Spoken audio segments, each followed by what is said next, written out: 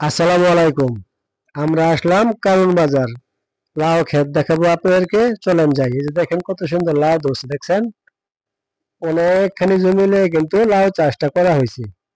কত যে লাউ ছাড়ছে গুণ আপনি শেষ করতে পারবেন না। শয়ে শয়ে লাউ হবে। আমরা চলেন যাই, যিনি করছে লাউ ক্ষেতটা তার সাথে কথা বলবো।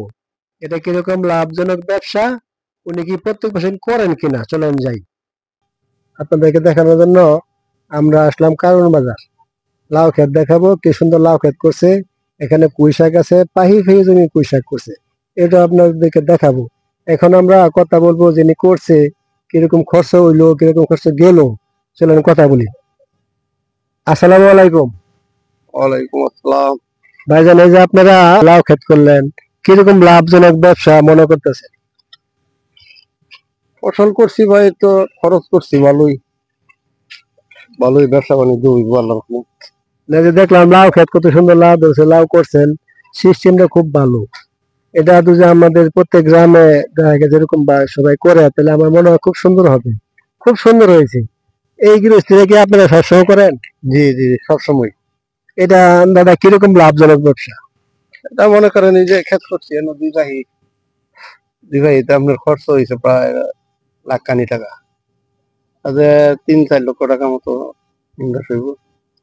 তো দর্শক, শুনলেন, উনি কিন্তু প্রত্যেক বছর বছর গৃহস্থী করে অনেক টাকা লাভবান হয় ইনশাল্লাহ।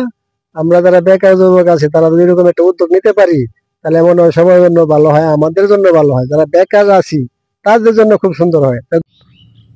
তাহলে দর্শক, দেখলেন তো, যিনি করছে তার সাথে কথা বললাম।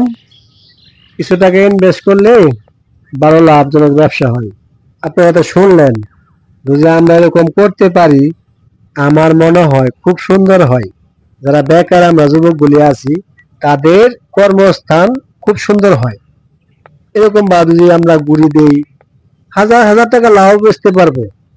তাহলে বেকারটা থাকে না আর কি। যারা বেকার ঘোরাঘুরি করি, কাজ নাই, কর্ম নাই, চাকরি বাসে দৌড় পারি, চাকরি বাসে দৌড় না পাই, যদি এরকম করতে পারি, তাহলে আমাদের বেকারত্বটা দূর হবে ইনশাল্লাহ। তো দর্শক, আপনাদেরকে দেখানোর চেষ্টা করলাম, আমাদের সাথে থাকেন। আরো যাতে ভালো ভালো ভিডিও দিতে পারি সেই চেষ্টা করবো ইনশাল্লাহ। আমার কাছে কিন্তু লাউ খেতে খুব ভালো লাগছে।